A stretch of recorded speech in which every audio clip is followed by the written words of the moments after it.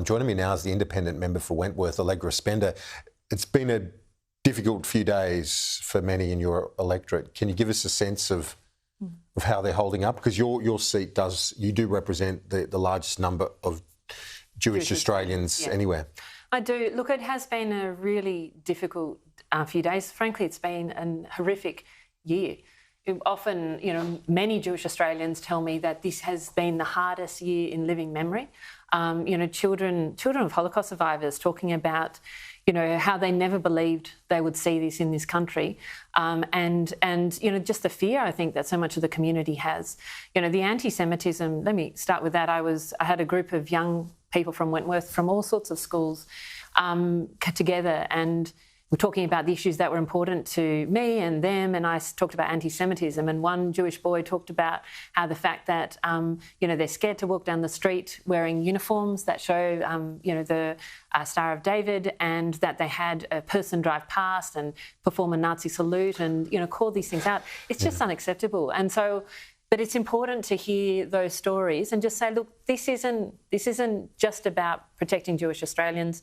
This is about protecting a multicultural country where everyone is welcome. We don't care where you're from. We don't care what faith or sexuality you are. You are welcome here and you're part of our country. Well, absolutely. And I think the thing that shocked many, not just in the Jewish community, but more broadly, after such a sadistic, horrific atrocity perpetrated on that country, that there wasn't a surge in goodwill and solidarity. I think there was among many Australians, but there was also a parallel rise, inexplicably, of this sort of extremism, anti-Semitism. I think that has been, absolutely shocking. But I think, what actually was the message, though, of yesterday, for, coming together in an event last night where they had over 10,000 people in one of our local parks, on a perfect evening.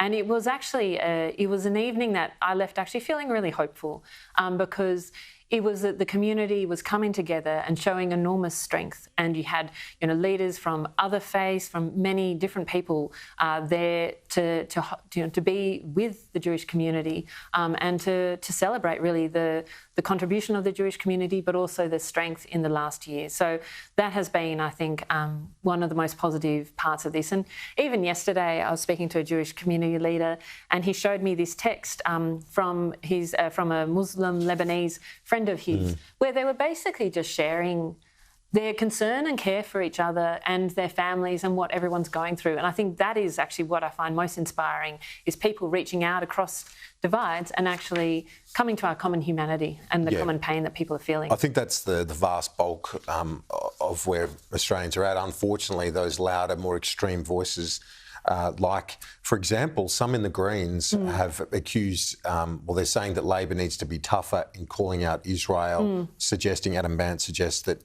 Israel's guilty of genocide and Labor needs to be doing more to call that out. What do you say to the Greens' reaction at this time? Look, I think the Greens are really out of line in terms of how they have conducted this, and really the politicisation of this conflict. That was from, the very first time we got together after October 7 in this Parliament, where there was, a motion that the rest of the Parliament supported, except the Greens, condemning that horrific attack on October 7. And, they have been out of line, since then. I remember the New South Wales Greens, some of the New South Wales Greens were encouraging people to the Sydney Opera House, demonstration against the Jewish community then.